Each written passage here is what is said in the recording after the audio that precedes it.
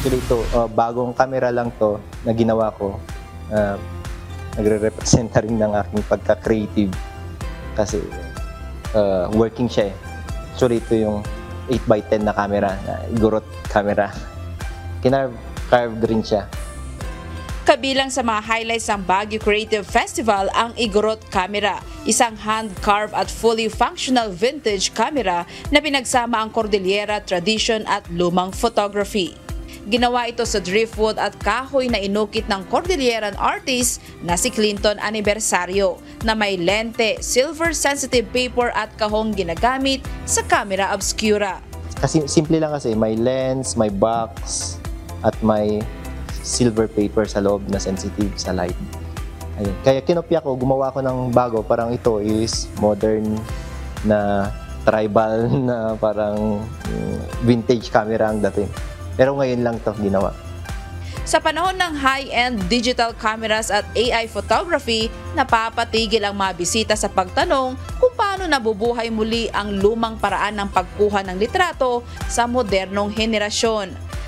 Masaya po kasi ito po yung amin pong yung trabaho po namin is actually para tumulong, no? So to augment and also to support po, no, yung mga creatives at saka po yung mismong city itself para po ma-promote yung creativity as a UNESCO Creative City of Crafts and Folk Art.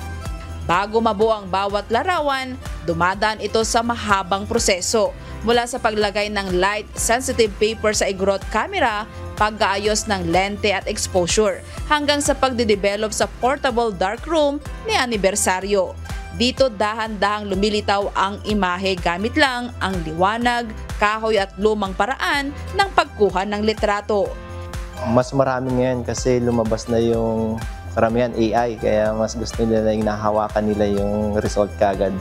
Kaya marami kaya ang demand ng ganito ngayon, yung bumabalik nila sila nga sa makalumang estilo ng pagkuha ng litrato.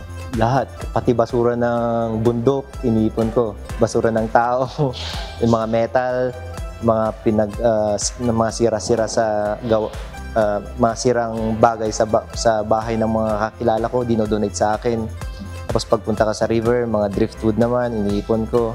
Ang dami kong nakikita na figure. Pag nakikita ko, gusto ko ang iuwi lahat.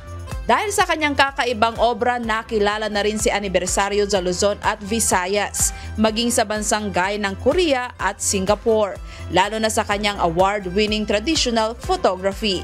Subalit anuman ang tagumpay, hindi nagbabago ang kanyang layunin, ang ibalik ang pagpapahalaga sa manual photography at traditional na sining ng Pilipino.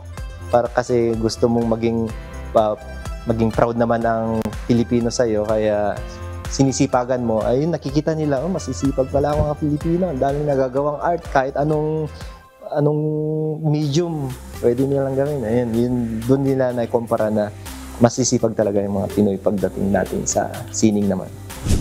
Minsan, ang isang likhang sining ay nagsisimula sa mga bagay na hindi na pinapansin.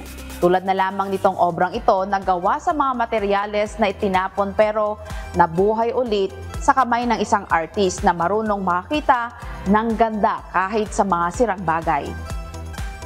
Bukas sa publiko ang exhibit hanggang January 4 sa Baguio Convention and Cultural Center.